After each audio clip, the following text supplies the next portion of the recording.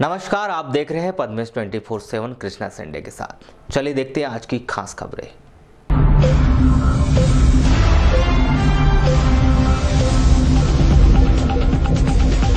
दीपक आर्य ने संभाला कलेक्टर का कार्यभार। नगर में फैली गंदगी को देख जाहिर की नाराजगी।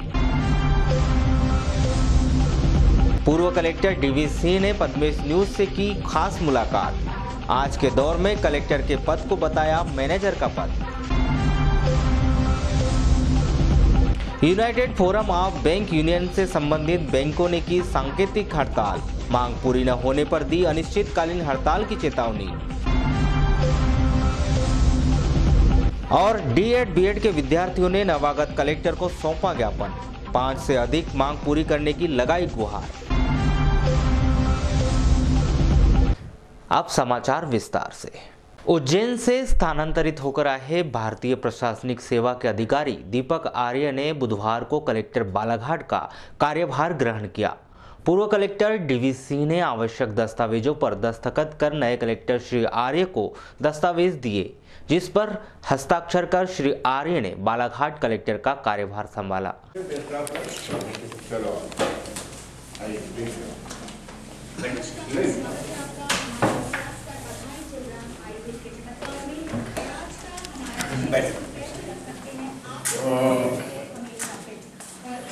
जो आंगनबाड़ी स्कूल वगैरह है, हेलो, हाँ अरे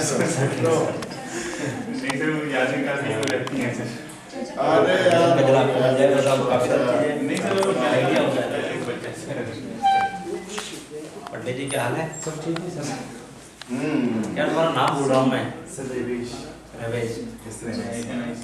आपको बताएं कि नवागत कलेक्टर दीपक आर्य ने अपनी शासकीय सेवा की शुरुआत बालाघाट से ही की थी। वे वर्ष 2013 में बालाघाट में सहायक कलेक्टर के पद पर पदस्थ थे और उन्हें इसी जिले में कलेक्टर जैसे महत्वपूर्ण पद की जिम्मेदारी निभाने का अवसर मिला है। पदभार ग्रहण करने के तुरंत बाद श्री आर्य ने पद्मेश न्यूज को अपना पहला इंटरव्यू दिया, जिसमें नगर में फैली गंदगी को देखकर उन्होंने अपनी नाराजगी व्यक्त की। प्राथमिकताएं वही रहेंगी जो शासन की प्राथमिकताएं हैं, क्योंकि शासन की जो योजनाएं हैं उनको अंतिम पंक्ति व्यक्ति तक पहुंचाना ये हमारी प्राथमिकता हमेशा रही है और हमेशा रहेगी। एक अच्छा अवसर है जहां से मैंने अपना प्रशिक्षण की शुरुआत की थी, जहाँ से मैंने अपना ट्रेनिंग स्टार्ट किया था। उसी जगह मैं एक्चुअल पोस्ट में जब मैं इम्प्लीमेंटेशन लेवल पर सही मायने में आया हूँ, तो वहीं से मैं पुनः स्टार्ट कर रहा हूँ। मेरे पास एडवांटेज ये है कि ये शहर, ये ज़िला एक तरीके से मेरा एक बार देखा हुआ है। काफ़ी सारी चीज़ें, तो वो एक जो समय लगता है इनिशियल इंट्रोडक्शन वाला जो टाइम होता है, वो शायद मुझे नहीं लगेगा और कंपैरेटिवली जल्दी मैं स्टार्ट कर पाऊँगा चीज़ें जो मैंने सोची हैं। यानी आज से ही कार्य स्टार्ट हो जाएगा? कार्य प्रारंभ बिल्कुल हो जाएगा आज से। अब थोड़ा सा पूर्व कलेक्टर साहब बैठे हुए हैं, पूर्व कलेक्टर साहब से मैं एक बार समझना ब्रीफिंग लूँगा कि क्या क्या चीज़ें उनकी प्राथमिकताएँ थी जो कि चल रही हैं। उन प्राथमिकताओं के साथ में कुछ नई प्राथमिकता जो मुझे लगेंगी हम लोग उस पर। सर क्या सोचें जिले के बारे में? आपने काफ़ी चीज़ें, आप इसके पूर्व भी रह चुके हैं। अभी मैं आपसे यही बोलना चाहूँगा कि ये 4 साल का समय व्यतीत हो गया है। 4 साल के समय में काफ़ी सारी चीज़ों में परिवर्तन अभी आया है। तो एक बार मैं सारे अधिकारियों के साथ बैठक करके एक बार सारी चीज़ें समझना जो दोबारा चाहूँगा। बस एक चीज़ मैं भी देख रहा हूँ कि शहर जो है हमारा, उसमें स्वच्छता सर्वेक्षण के बावजूद गंदगी काफ़ी मुझे दिखाई दे रही है। तो उस पर हम प्राथमिकता पर कार्य करना प्रारंभ करेंगे और जल्दी ही प्रारंभ करेंगे। ये हमारे पहली इमेज बिल्डिंग के लिए ही काम होगा। प्रशासनिक अधिकारियों का जिले में आना जाना लगा रहता है। इसमें कुछ प्रशासनिक अधिकारी ऐसे होते हैं जो जिलेवासियों में अपनी अमिट छाप छोड़ जाते हैं। वहीं कुछ प्रशासनिक अधिकारी ऐसे होते हैं जो केवल नाम मात्र छोड़ जाते हैं। प्रशासनिक प्रक्रिया के तहत बालाघाट के पूर्व कलेक्टर डीवी सिंह को शासन मंडल में शामिल कर लिया गया है, जिन्होंने बुधवार को अपना कार्यभार नवागत कलेक्टर दीपक आर्य को सौंपा। बालाघाट कलेक्टर के कार्य से मुक्त होने के तुरंत बाद उन्होंने पद्मेश न्यूज से चर्चा की, जिसमें पूर्व कलेक्टर श्री सिंह ने संवाददाता के सवालों का जवाब कुछ इस प्रकार दिए। नहीं, अच्छा है, विकास हो रहा है, लगातार विकास हो रहा है और 1.5 साल तक मैं यहाँ रहा। काफ़ी अच्छा मेरा अनुभव है यहाँ के बारे में। लोग अच्छे हैं और पॉलिटिकल लोग भी सब ठीक हैं, मीडिया के सारे मित्र अच्छे हैं, तो सभी के सहयोग से करने की कोशिश हुई। बीच में विधानसभा चुनाव आने के कारण 3-4 महीने जरूर उसमें थोड़ा सा अवरोध आया।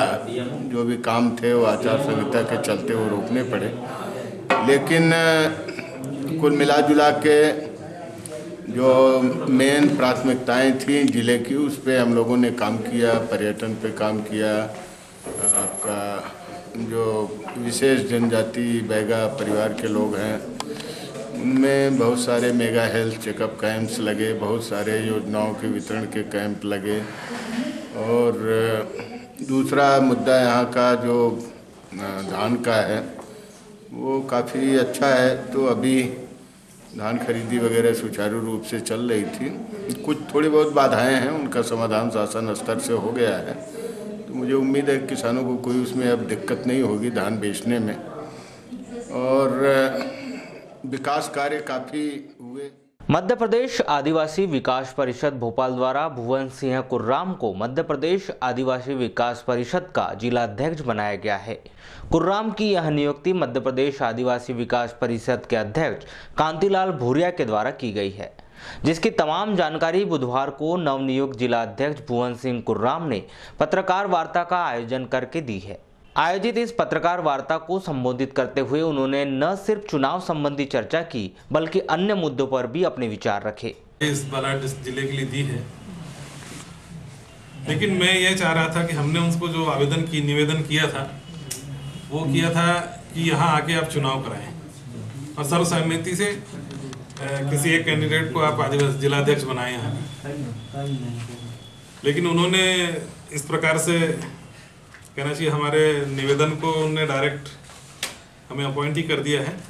तो हमें थोड़ी सी ये थी कि हमारे पूरे ज़िले के जितने हमारे समाज के लोग हैं उनकी सहमति बन जाती तो बहुत अच्छा चाह रहे हैं। हाँ। फिर क्या होगा आपका, आप कार्य प्रगति कर रहे कार्य नहीं, जब तक नहीं मैं यथावत अभी तो मैं प्रदेश ने मुझे जो जिम्मेदारी दी है उसके लिए तो मैं अभी हूँ, लेकिन मैं चाहता हूँ कि उस पे मेरे जिले के सभी समाज के लोगों की सहमति बन जाए। तो 6 तारीख को मैंने फैसला यही उन लोगों से कहा है कि 6 तारीख को सभी आएंगे यहाँ समाज को सहमति दें तो हम आगे बढ़े। 6 तारीख को बैठक का समाज है आज की स्थिति जो है, तो हमें हमारे समाज में देखिए एक तो जागरूकता की बहुत बड़ी कमी है, शैक्षणिक कहना चाहिए, आर्थिक स्थिति से भी बहुत ज़्यादा कमज़ोर हैं और मूलभूत संसाधन जो एक दूरस्थ वनांचल गांव हैं वहां तक आज भी नहीं पहुंच पाए हैं। गवर्नमेंट की बहुत सारी योजनाएं आती तो है लेकिन बिना क्रियान्वयन हुए चली भी जाती हैं। बहुत सारा फंड आदिवासी विकास के लिए आता है, गवर्नमेंट कहाँ उसे इन्वेस्ट करती है वहाँ कुछ मैंने कहना चाहिए रूरल में हमें किसी प्रकार का विकास दिखता ही नहीं। आज भी रूरल के लोग हमारे जैसे कि वैसी कंडीशन में हैं, उस पर हमें थोड़ा सा फोकस करना है। आयोजित इस पत्रकार वार्ता को संबोधित करते हुए समाज संगठन के पदाधिकारी प्रीतम उइके ने बताया कि बैगा आदिवासियों के लिए शासन से करोड़ों रुपया आता है, लेकिन वह दूरस्थ अंचलों तक नहीं पहुंच पाता है, जिसके चलते आदिवासी बैगाओं के उत्थान के लिए आदिवासी विकास परिषद शासकीय योजनाओं और लाभ की मॉनिटरिंग करेगा। आपने देखा होगा ये पिछले समय 26 जनवरी के दिन उसकी तस्वीर टंगा करके ग्राउंड में परिक्रमा की गई थी, ये बात है। और एक बैगा जब बन जाता है तो ये उसकी फोटो आती है और जितने भी लोग बड़े बड़े करोड़पति अरबपति बन जाते हैं, लखपति छुआ है, करोड़पति और अरबपति उनकी फोटो टंगा के क्यों नहीं घुमाई जाती है? सबसे बड़े देश की बात तो ये है। दूसरी बात है समाज में फूट नहीं है, फूट कहाँ नहीं है। और पहले से भी अंग्रेजों के जो शासन काल में डालौजी की एक नीति की फूट डालो राज करो, सेम यही नीतियां इन राजनीतिक पार्टियों की भी हैं। किसी को बैगा बना दिया, किसी को गोंड बना दिया, किसी को भील बना दिया, किसी को भिलाला बना दिया।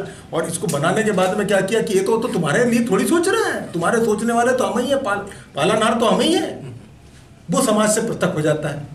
जबकि सकल आदिवासी समाज जो है ये इनकी बहुतायता होने के बाद में भी अभावग्रस्त है। क्यों? ये प्रश्नवाचक चिन्ह है। और जब ये हमारे जनता के प्रतिनिधित्व करने वाले व्यक्ति जब ये सोच नहीं सकते कि ये समाज अभी भी नीचे तबके पर है, इसको उत्थान करने के लिए हम क्या करें, किसी ने नहीं किया। सिर्फ मात्र इनका मत लिया पर इनकी तरफ में रुझान नहीं देखा। बुधवार को बीएड और डीएड के विद्यार्थी कलेक्टर कार्यालय पहुंचे, जहां उन्होंने शिक्षक वर्ग 1 और वर्ग 2 की परीक्षा तिथि शीघ्र घोषित किए जाने सहित अन्य मांगों को लेकर नवागत कलेक्टर दीपक आर्य को ज्ञापन सौंपा। मुख्यमंत्री और राज्यपाल के नाम से सौंपे गए इस ज्ञापन में विद्यार्थियों ने शिक्षक वर्ग 1 और 2 की परीक्षा तिथि जल्द घोषित करने, उच्च माध्यमिक और माध्यमिक विद्यार्थियों ने पद बढ़ाए जाने, वर्ग 1 व वर्ग 2 में मूल निवासियों की भर्ती करने और नई भर्ती निकाले जाने सहित अन्य मांगे जल्दी पूरी किए जाने की गुहार लगाई है। माध्यमिक शिक्षा और उच्च माध्यमिक शिक्षाओं की परीक्षाओं में जिस तरह से परीक्षाओं में जो पोस्टपोन की गई है डेट, उस संबंध में हम लोग राज्यपाल और मुख्यमंत्री के नाम बालाघाट जिला के यानी बालाघाट जो टिकट भी एक संगठन है हम लोगों का, वो समस्त जो हमारे छात्र संगठन ज्ञापन सौंपने जा रहे हैं आज हम लोग, ताकि हमारी जो परीक्षा दिनांक है, हम लोग चाहते हैं कि परीक्षा जो हमारी दिनांक है वो शीघ्र अतिशीघ्र घोषित की जाए। और हमारी एक और साथ में डिमांड है कि मैं इसमें जो DED और BEd वर्ग श्रेणी वर्ग 1 और वर्ग 2 में केवल मध्य प्रदेश का जो छात्र मूल निवासी उन्हीं लोगों को जो है इस परीक्षा में उन्हीं की भर्ती की जाए और हमारी और जो है अदर स्टेट वालों को जो है इस परीक्षा में न लिया जाए। और हमारी एक और डिमांड है कि जो दोनों ही श्रेणी है वर्ग 1 और वर्ग 2 दोनों में ही जो है पदों की और अधिक वृद्धि की जाए, क्योंकि जिस तरह से पिछली सरकारों ने मध्य प्रदेश के बेरोजगार युवाओं के साथ बुधवार को नगर पालिका परिषद द्वारा नगर में अतिक्रमण को हटाने की कार्रवाई की गई। नगर पालिका द्वारा गुजरी बाजार में की गई इस कार्रवाई के दौरान महाव्याप्त अवैध अतिक्रमण को हटाया गया। साथ ही रास्ते के अवैध अतिक्रमण कर रास्ता जाम करने वाले व्यापारियों को समझाइश दी गई। इस कार्रवाई में नगर पालिका कर्मचारियों ने व्यापारियों की दुकानों के सामने लगी रेलिंग, शेड, बोर्ड, बैनर सहित अन्य प्रदर्शन सामग्रियां हटाई, जिसे व्यापारियों ने नगर पालिका की एक अच्छी पहल बताया।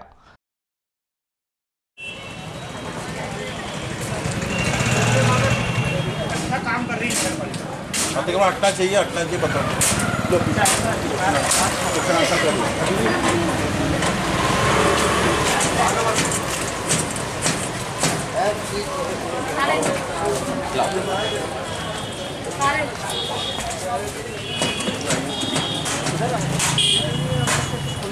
ये वाला देखिए संजय बोल रहा हूँ मैं, गुरु चौक का व्यापारी हूँ मैं। यहाँ जो नगर पालिका काम कर रही है बहुत अच्छा कर रही है। अतिक्रमण पूरा हटना चाहिए। लोगों का आवागमन बहुत ज़्यादा दिक्कत होती है, जिससे कारण आए दिन रोज़ एक्सीडेंट होते हैं। इसलिए अतिक्रमण एक बार पूरा बालाघाट शहर का और गुजरी का पूरा साफ़ होना चाहिए। नगर पालिका बहुत अच्छा काम कर रही है। क्या क्या हटा दिया अतिक्रमण में?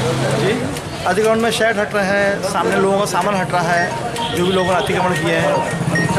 और एक बार उनको गाइडलाइन दे दीजिए, उसके बाद कोई अगर अतिक्रमण करता है तो फिर उनका जब्ती किया जाए।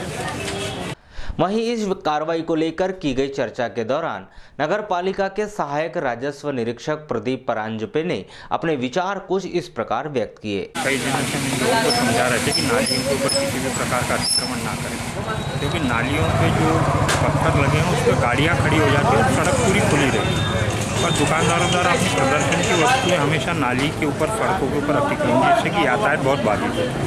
पिछले एक सप्ताह से पूरे दुकानदारों को हमने ये अल्टीमेटम दे के रखा हुआ था कि आप नालियों पे से जो प्रदर्शन की वस्तुएं वो हटा लें, किंतु बार बार समझाने के बाद कुछ दुकानदारों द्वारा तो पालन किया गया, पर कुछ सरकार की कार्रवाई की प्रतीक्षा कर रहे हैं। अब ये कार्रवाई लगातार जारी रहेगी। आज जो कुछ आपत्तिजनक शेड है उनको हटाया जा रहा है और नगर पालिका ये कार्रवाई प्रतिदिन करेगी। जैसे आज इन लोगों से हटवा दी, कल ये आदत के मुताबिक फिर से आगे ना बढ़ा, इसलिए कल फिर दौरा होगा। बालाघाट के नवागत कलेक्टर दीपक आर्य ने बुधवार को पदभार ग्रहण करने के पश्चात सभा कक्ष में पत्रकार वार्ता का आयोजन किया, जिसमें पत्रकारों से चर्चा के दौरान उन्होंने जिले की यातायात व्यवस्था, अतिक्रमण कार्यवाही, स्वच्छता, स्वास्थ्य, अवैध उत्खनन सहित अन्य विभिन्न मुद्दों पर पत्रकारों से चर्चा की। आयोजित इस पत्रकार वार्ता में कलेक्टर श्री आर्य ने पत्रकारों के सवालों का जवाब देते हुए मीडिया कर्मियों से सकारात्मक सहयोग की अपेक्षा की है। तो बेसिक समस्या जो थी इसमें, इनके पास ट्रांसपोर्टेशन का इश्यू था, ट्रांसपोर्टेशन नहीं हो पा रहा, तो ट्रांसपोर्टेशन का इश्यू इनका रिजॉल्व हो गया है, स्टेट से टेंडर हो गए हैं। तो इनको मैंने यही बोला है कि जल्दी से ट्रांसपोर्ट करना स्टार्ट करें। दूसरा इनके साथ इश्यू ये था कि इनका स्टोरेज स्पेस था वो खाली नहीं था, तो अभी स्टोरेज के नाम को बोला है कि जो पेंडेंसी है जहाँ जहाँ पे भेज करके स्टोरेज क्लियर करना है इनको, जैसे कि बेसिक क्या है, पूरा चैनल है, जब स्टोरेज होगा तभी आगे खरीद पाएंगे, नहीं तो वो फिर सोसाइटी में अगर पायलन हो जाता है तो फिर वहाँ पर खरीदी बंद हो जाती है। इसलिए वो प्रोसेस को पूरे जो चैनल जो है उसको आपको स्ट्रीमलाइन करना होगा। उसके लिए हम लोगों ने ये बोला है कि सबसे पहले जो लोग स्टोरेज खाली करें, स्टोरेज खाली जैसे होगा तो फिर ट्रांसपोर्ट होना स्टार्ट हो जाएगा, ट्रांसपोर्ट स्टार्ट हो जाएगा तो फिर खरीदी केंद्रों में भी सुविधाएं, मतलब खरीदी केंद्रों में खरीदी तेजी से स्टार्ट हो जाएगी। बेसिक स्टोरेज की प्रॉब्लम होता है, उसको हम लोग हर जगह, चाहे वो स्टोरेज का प्रॉब्लम वेयर हाउस में हो, कैप में हो, या फिर आपका खरीदी केंद्र पर हो, तो उसको कर देंगे। और ट्रांसपोर्टेशन टेंडर चूंकि हो चुका है, ट्रांसपोर्ट टेंडर, तो अब वो स्टार्ट हो जाएगा। वही एक बोटलनेक था पूरी व्यवस्था में। सर, अब ये पहली पदस्थापना है, क्या प्राथमिकताएं होगी, किस तरह से डील करेंगे? प्राथमिकताएं तो हमेशा हमारी जो शासन की प्राथमिकताएं, शासन की योजना, उनकी प्राथमिकताएं होनी चाहिए। अब शासन की प्राथमिकताएं क्या है आपको कुछ दिनों मालूम हो जाएंगी, वो सबसे इम्पोर्टेंट है। बाकी दूसरी जो बेसिक समस्याएं हैं शहर की और ग्रामीण जन की, जो आती रहेंगी, आप लोग सहयोग से आप लोग जो बताते रहेंगे, उन समस्याओं को निराकरण करने का हम लोग प्रयास करेंगे। प्रायोरिटी लिस्ट अभी कुछ बनी नहीं है हमारी, क्योंकि प्रायोरिटी लिस्ट आप लोग 2-4 दिन में, 5 दिन में, 7 दिन में, 10 दिन में जब आप लोग बताएंगे, उसके बाद हमें कि प्रायोरिटी में हमें किन सब चीज़ों को पहले लेना है, कुछ चीज़ों को बाद में लेना है। बेसिक कुछ चीज़ें होती हैं, जैसे कि स्वच्छता है, तो स्वच्छता के लिए मैंने सुबह सीएमओ को बुलाया और मैंने उनसे ये बोला कम से कम कि स्वच्छता सर्वेक्षण चल रहा है। पूर्व लंबित अपनी विभिन्न मांगों को लेकर बुधवार को जिले के अधिकांश राष्ट्रीयकृत बैंक हड़ताल पर है। बैंक अधिकारियों कर्मचारियों के संगठन United forum of bank union AIBEA के राष्ट्रीय आह्वान पर बुधवार को हड़ताल में शामिल बैंक के अधिकारियों व कर्मचारियों ने बैंकों का आपसी संविलियन किए जाने वाले सरकार के निर्णय का प्रमुख रूप से विरोध किया। इस हड़ताल में शामिल अधिकांश राष्ट्रीयकृत बैंकों के अधिकारी कर्मचारी मेन रोड स्थित स्टेट बैंक के सामने हड़ताल पर बैठ गए, जहां उन्होंने अपनी इस मांग के समर्थन में जमकर नारेबाजी की। अधिकारी कर्मचारी एकता, अधिकारी कर्मचारी एकता, वित्त मंत्री, वित्त मंत्री, वित्त मंत्री, हमारी एकता, हमारी एकता। अरे हर जुल्म चोर की टक्कर में है, किसने की है ये हड़ताल? हमने की है ये हड़ताल। किसने की है ये हड़ताल? हमने की है ये हड़ताल। क्यों की है ये हड़ताल? हमारी मांगे पूरी करो। क्यों की है ये हड़ताल? हमारी मांगे पूरी करो। बैंकों का मर्जर बंद करो, बंद करो। बैंकों का मर्जर बंद करो, बंद करो। मामले के संदर्भ में की गई चर्चा के दौरान अधिकारी संघ के क्षेत्रीय सचिव बलवीर सिंह बघेल ने बताया कि उनका संगठन बार बार हड़ताल करना नहीं चाहता, लेकिन सरकार उन्हें आंदोलन करने के लिए मजबूर कर रही है।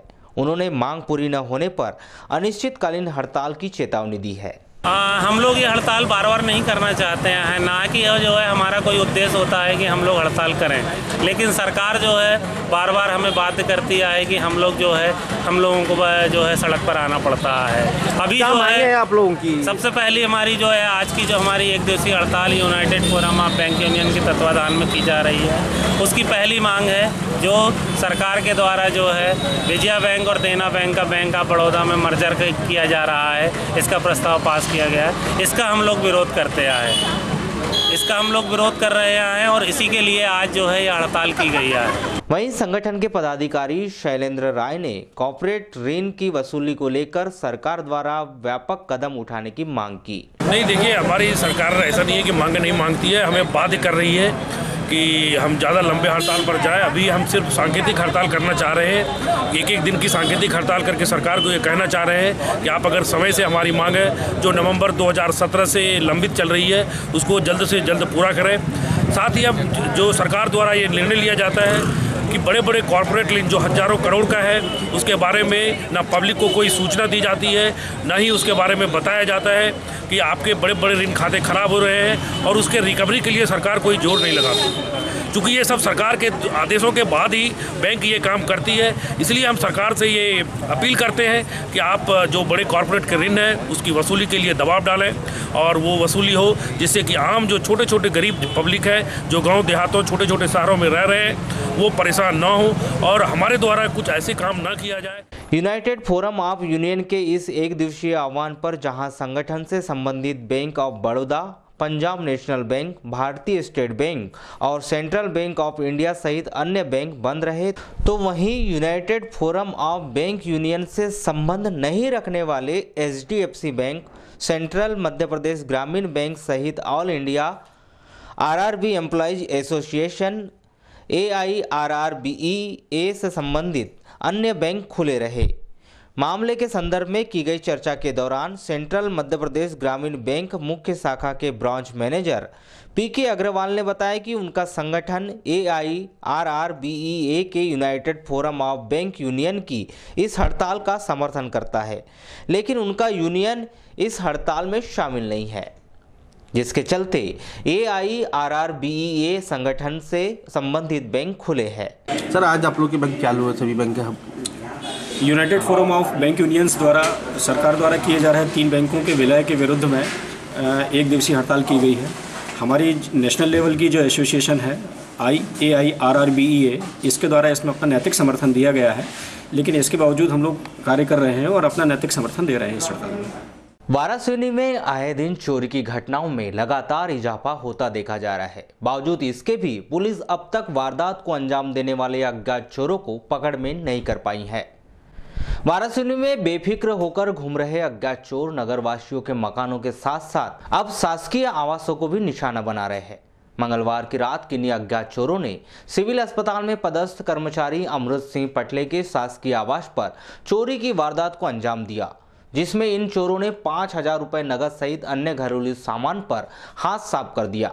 प्राप्त जानकारी के अनुसार सिविल अस्पताल में पदस्थ कर्मचारी अमृत सिंह पटले किसी काम से नैनपुर गए हुए थे, तब चोरों ने सूनेपन का फायदा उठाकर चोरी की घटना को अंजाम दिया। रात्रि 25 तारीख की रात को चोरी हो गई है और सुबह आके जब मैंने देखा, मैं नैनपुर गया हुआ था, सुबह आके देखा तो LED टीवी और सेटअप बॉक्स और क्या बोलते हैं कपड़े 3 जोड़ी और 5,000 रुपये ऐसे रखे थे, फुटकर वो ले गए हैं। और पिछले साल भी हुई थी और हमारे कैंपस में 1 साल में 3 जगह चोरी हो गई। पांडे साहब के CMO साहब हैं हमारे, उनके पास हो गई, भलावी जी संत कुमार भलावी उनके यहाँ हो गई, लेकिन अभी तक कोई चोर पकड़ा ही नहीं आया, ना कुछ उस पर कार्रवाई हुई है। वहीं इस मामले के संदर्भ में चर्चा के दौरान वाराणसी थाना प्रभारी प्रशांत यादव ने अज्ञात चोरों को जल्द ही पकड़ने की बात कही है। जनपद पंचायत वाराणसी के अंतर्गत आने वाली ग्राम पंचायत लड़सड़ा में मंगलवार के दिन रात का मेला आयोजित किया गया था, जहां बुधवार को मेला मार्ग पर शाम करीब 6 बजे लड़सड़ा निवासी 20 वर्षीय दीपक चिखले बेसुध अवस्था में पड़ा दिखाई दिया, जिससे ग्रामीण लोगों ने उपचार के लिए वाराणसी सिविल अस्पताल में भर्ती कराया गया है। प्रत्यक्षदर्शियों के द्वारा दीपक चिखले के पास से कीटनाशक दवाई की खाली शीशी मिलने की बात कही जा रही है। वहीं इस मामले में वाराणसी सिविल अस्पताल के BMO ने पाइजन के सेवन किए जाने की संभावना जताते हुए दीपक का उपचार शुरू किए जाने की बात कही है। आपका परिचय? कहाँ निवासी है? ये अपने कैसे क्या घटनाक्रम हो गया? ये घटना ऐसी हुई कि हम लोग भी मेला घूमने जा रहे थे, तो बैठा हुआ था, हमने पूछे कि रिलेशन नहीं है, अपने मामा जी का लड़का लगता है, वो तबीयत कैसी, तो बोला ठीक नहीं लग रहा है, तो ज़्यादा तबीयत बेकार हुई तो अपन लोग फिर लेके आ गए उनको यहाँ पे हॉस्पिटल। कहाँ का मेला जा रहे थे आप? लड़सड़े का। तो ये मेला कहाँ? लड़सड़े रोड पे मिला बाहर? हाँ, लड़सड़े रोड पे मिला, बस्ती के अंदर ही था। कैसी स्थिति में था उस समय? ये अभी 20 साल का एक लड़का है दीपक चिखले, इनको इसके परिवार के लोग उठाकर लाए कि ये लड़सड़ा का रहने वाला है। मेला वहाँ था तो मेले में रोड साइड ये पड़ा हुआ था और मेले में लोग घूम रहे थे तो उतने में ये पड़ा हुआ मिला और इसके साइड में कोई तो भी कीटनाशक की शीशी, छोटी सी एल्यूमिनियम की शीशी वो खाली थी, वो पड़ी मिली। तो वो खाली शीशी और इसको उठा के यहाँ लाया है बेहोशी की हालत में। अब हम अब प्रथम दृष्टया अभी ये मान के चल रहे कि इसने कुछ कीटनाशक का सेवन कर लिया होगा, तो तीनों दृष्टि से उसको हम इलाज उसका कर रहे हैं और पेट भी साफ किए, इंजेक्शन से भी लगा दिए गए। अभी हालत स्थिर है। सर अभी खतरे से बाहर है बोल सकते? हाँ, स्थिर है, अभी अपन खतरे के बाहर तो नहीं बोल सकते, पॉइजन का कब असर होता है क्या। लालबरा से लगभग 14 किलोमीटर दूर ग्राम पंचायत बड़गांव के अंतर्गत आने वाले ग्राम नया टोला में आयोजित 2 दिवसीय बैलजोड़ी पट प्रतियोगिता का फाइनल दौड़ के साथ समापन किया गया, जहां 1 से लेकर 10वें स्थान तक आने वाली बैलजोड़ी मालिकों के सहित अन्य स्थान पर आने वाली बैलजोड़ी मालिकों को नगद सहित विभिन्न पुरस्कारों का वितरण किया गया। मां चिंद्राई देवी मंदिर पर मैदान में जय मां चिंद्राई देवी बैलजोड़ी पट प्रतियोगिता समिति द्वारा आयोजित इस 2 दिवसीय पट प्रतियोगिता में बालाघाट, सिवनी व महाराष्ट्र से आई 74 बैलजोड़ियों ने उत्कृष्ट प्रदर्शन किया, जिसमें बरघाट की बैलजोड़ी हर हर महादेव राजन नारा ने प्रथम स्थान प्राप्त किया।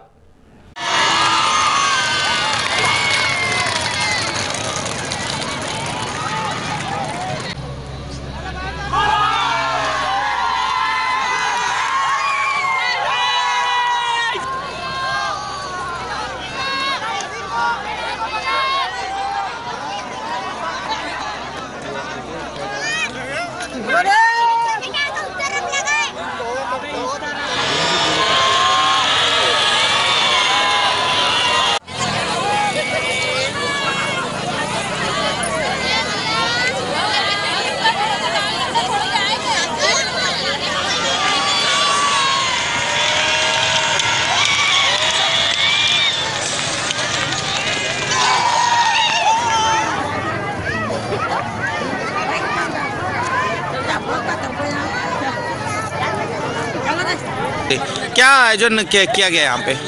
ये बैलजोरी पट का आयोजन किया गया, पट प्रतियोगिता। कौन सा साल है ये? 12वां साल जी। तो आज फाइनल दौड़ हुई है? जी हाँ, फाइनल दौड़। कौन रही विजेता? ये बरघाट से, क्या नाम उनका? हाँ, हर हर महादेव। हर हर महादेव। लगभग 74 जोड़ी आ गए यहाँ पे। क्या उद्देश्य रहता है पट करवाने के पीछे? अपने क्या नेहतला ग्राम में कोई ऐसा कार्यक्रम नहीं होता है जी। एक उत्सव मनाते हैं। लालबर्रा सामुदायिक स्वास्थ्य केंद्र में राष्ट्रीय अंधत्व नियंत्रण कार्यक्रम के तहत बुधवार को निशुल्क नेत्र जांच शिविर का आयोजन किया गया। देव नेत्रालय जबलपुर के सहयोग से आयोजित इस नेत्र जांच शिविर में 150 रोगियों के आंखों का परीक्षण किया गया, जिसमें लगभग 75 रोगियों को चिन्हित कर ऑपरेशन के लिए जबलपुर रवाना किया गया।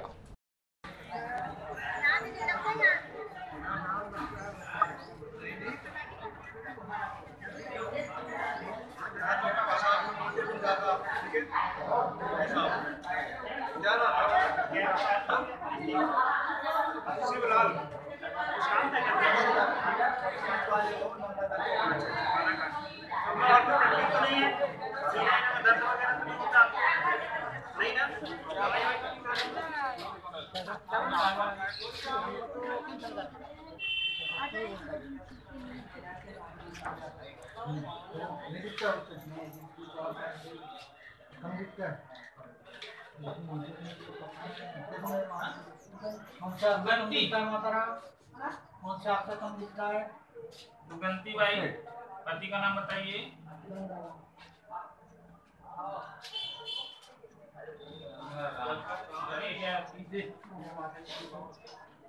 इधर देखो मेरे माथे को, कौन सा अक्षर कम दिखता है? पिता का नाम बताइए। जैनब भाई।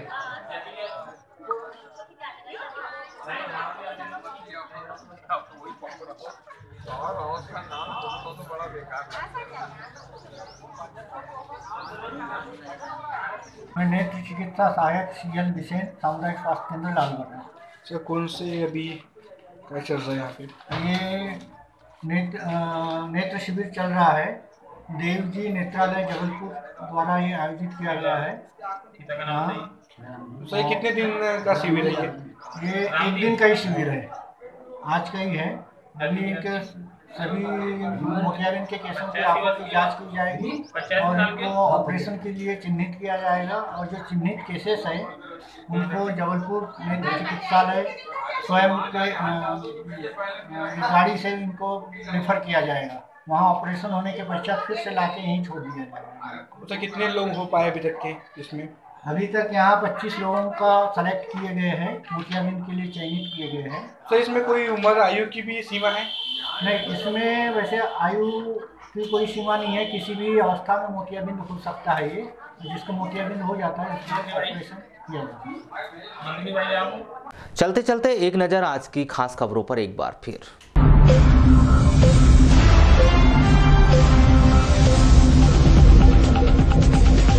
दीपक आर्य ने संभाला कलेक्टर का कार्यभार, नगर में फैली गंदगी को देख जाहिर की नाराजगी। पूर्व कलेक्टर DV सिंह ने पद्मेश न्यूज से की खास मुलाकात, आज के दौर में कलेक्टर के पद को बताया मैनेजर का पद।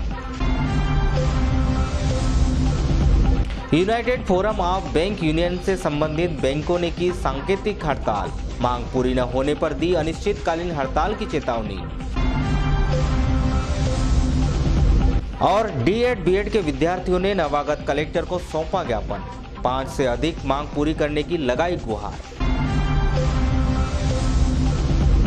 तो पद्मेश 24/7 में बस इतना ही। बने रहिए हमारे साथ, तब तक के लिए दीजिए इजाजत। नमस्कार।